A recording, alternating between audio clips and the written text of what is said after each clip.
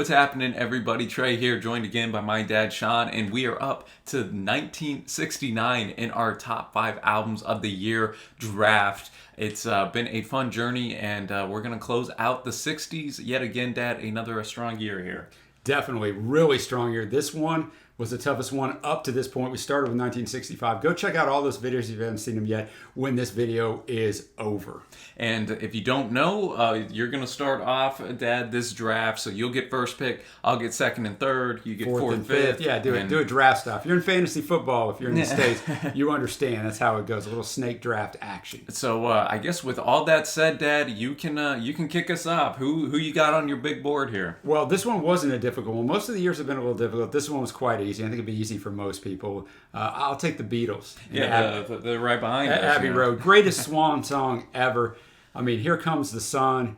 Something, Harrison just showing out the medley. Come together. Octopus's Garden.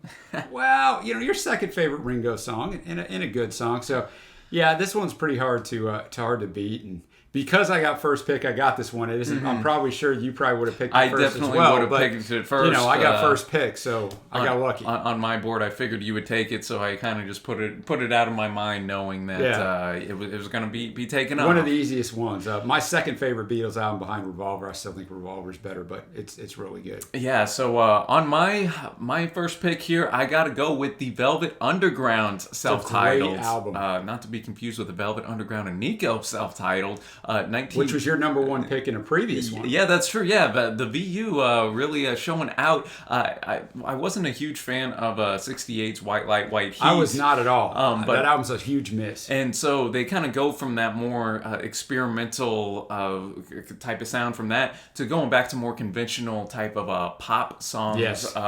If you will.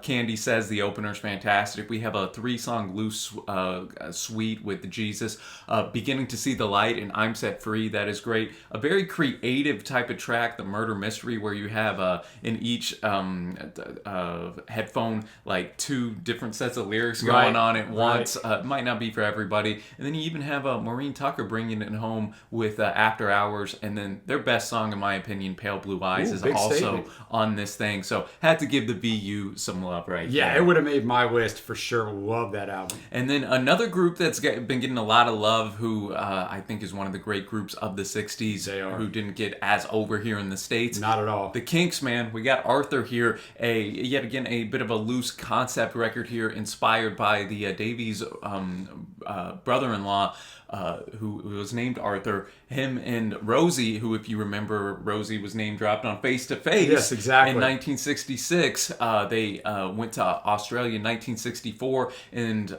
so that kind of inspired some of the tunes on here. There is a song called Australia, which is great. We have Victoria. We have Some Mother's Son, Shangri-La, and I just love, yet again, the guitar work. I think this is probably the best showcase of how Ray Davies is one of the great songwriters of all time, and why the Kinks are one of the great bands of all time.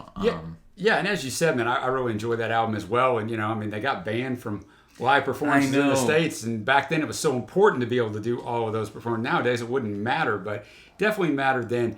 Now we go over. I've got quite an eclectic mix this year, and I haven't so much in previous years. This isn't one of them, but after this, I get a little eclectic. Got to go with Let It Bleed. Yeah, but that was on my short list too. 8th British, 10th American.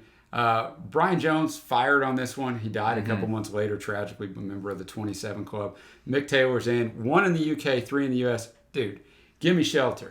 Let It Bleed. And then closes out with one of the greatest closing tracks, in my opinion. 7+ minute epic. You can't always get what you want. I mean, Beggar's Banquet was on our previous one, so if you haven't watched, sorry to spoil, but this 3 album run here is just unbelievable for me, with Sticky Fingers coming up next year that I'm sure one of us is going to choose. And then I'm going to shift a little bit. This guy's kind of hit and miss in the RTTC community, but for me, this album is fantastic. Elvis Presley, from Elvis in Memphis. Great record. 10th studio album. First album that wasn't a soundtrack in years and years, because Colonel wouldn't let him do anything else. Long Black Limousine, Gentle on My Mind, and then the classic closer, In the Ghetto. One of his best songs. So good, so powerful, especially for 1969. And then, of course, Suspicious Minds was recorded during the same, which is my favorite Elvis song. But, there's a lot of people Don't like the cheesiness of Elvis as he gets older, but the horn section here, the Memphis soundtrack, I really love that Memphis sound. Oh, yeah. That's a little teaser for something that may be coming later. Well, man, I can't argue with those picks there. And now going on to my third pick, we gotta get those riffs out, baby. It's the Led Zeppelin debut. I know I'm much higher on this record than you are. You are. I know people right now sitting there, I can't believe you chose Elvis over Led Zeppelin. Yeah, it happened. But I think this was the first Zepp album I heard, and where I fell in love with that sound, man. That killer blues hard rock record. A lot of killer tunes in here. Communication Breakdown, Dazed and Confused, one of their most famous songs. Good Time, Bad Times, the opener is fantastic. And then one of my favorite Zepp tunes, which is a bit overlooked, the Babe, I'm Gonna Leave You. The progression in that. Plant's vocals in these early years are just out of this world, man. So gotta show some love to Zepp. And just so everybody knows, if you're new to the channel, we did their entire discography and ranked their albums and their top 50 songs. So go check that out. And my next pick, we also have a review of... And I would have chose this if you didn't. Yeah, we have the great Neil Young with Crazy Horse here. Everybody knows This Is Nowhere. Oh, yeah. Okay. Dude, it just like the title track, man. So good, man. It's so darn catchy. Good. And what I like about this record, Dad, is you have songs like the title track. You have Cinnamon Girl, which is a great, just short tune. But then you got some longer, epic tracks that really show off the greatness of Neil Young and Crazy Horse and the musicianship. Cowgirl in the Sand, the closer is fantastic. Down by the River. Down by the River. It's just just so much energy in this, and it just starts off one of the great album runs I think of any artist ever. Oh, I agree. And so I enjoyed that, and we even have some heartfelt ballads on here like Round and Round. And I don't think the record drags on, so gotta show Uncle Neil some love here. I agree with that choice 100%. Now we're gonna shift back to my Australian. We're not gonna leave the great city of Memphis. Okay. Because Elvis was there, but you know who else was there? Dusty. Dude, great record. Dusty Springfield, Dusty in Memphis, such an underrated album. Her fifth studio album.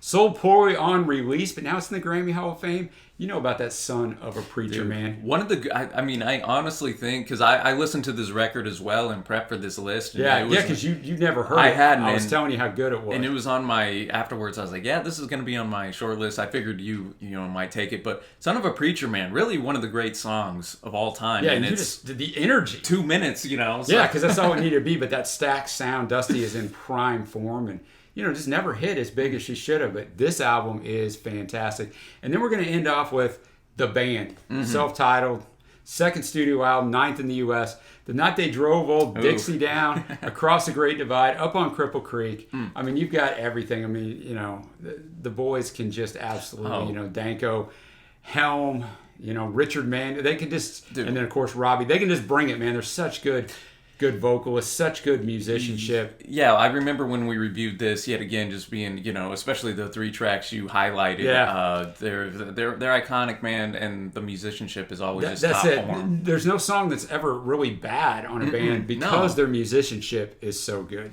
No, man. So I guess that'll leave it to me for the last pick here. And I see it, man. And man, there were so many albums. We'll get to our honorable mentions after I get to this. It was tough, man. You could have convinced me a lot of different ones, but I'm going to land on one of the great kind of artists and just guys that paved his own lane, I think, of all time. It's going to be Frank Zappa, and it's going to be his record, Hot Rats. Yeah. Only one track here, Dad, has vocals on it, courtesy to Captain Beefheart, who also came out with the Troutmaster replica this year, one of the more polarizing records ever. He's on Willie the Pimp, which is great. You have Peaches and Regalia, which is one of the great instrumentals, I think, of all time. It definitely is. It Must Be a Camel.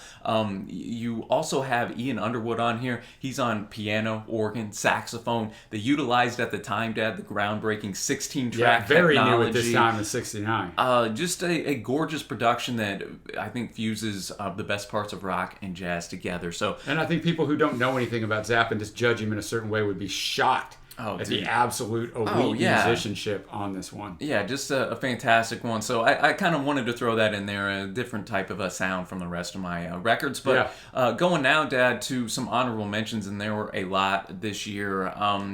Speaking of jazz, Miles Davis and A Silent Way, a record that I think a lot of people have, and I enjoy just not quite as much, King Crimson's and the Court of the Crimson King. A lot of people have that. A guy that appeared on our last list, Dad, Johnny Cash. And at San Quentin, just a tad bit, not quite as quality as at Folsom, but you could go with either one. We got CCR, Green River. Great. We got Fairport Convention on Half Bricking.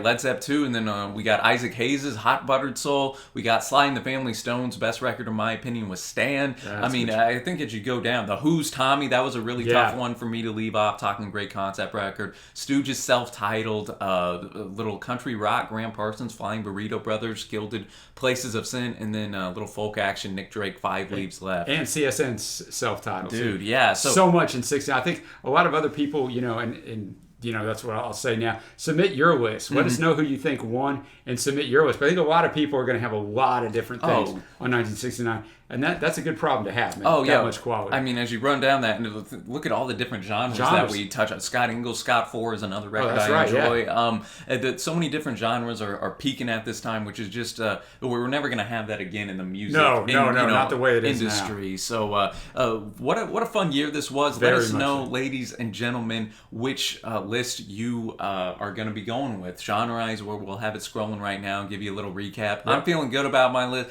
but you got some absolute. We both have some heavy hitters. We do, and then we have a little bit of eclectic stuff. So we'll see how it plays out, guys. But another fun one. No, definitely, and we will hopefully catch you at the listening party for one of these records. Be sure to check out our Patreon page, link down below, or at the end screen here in just a second. Because the patrons get to vote on which album they want to listen to. So that'll be coming up, and looking forward, and as we now go, Dad, to the 70s, another just unbelievable great decade, Trey, because I was born. Dude, that's right. You could argue the greatest musical decade ever, so should be a fun one. But until next time, y'all, thanks so much for watching. Happy listening, and we will see you.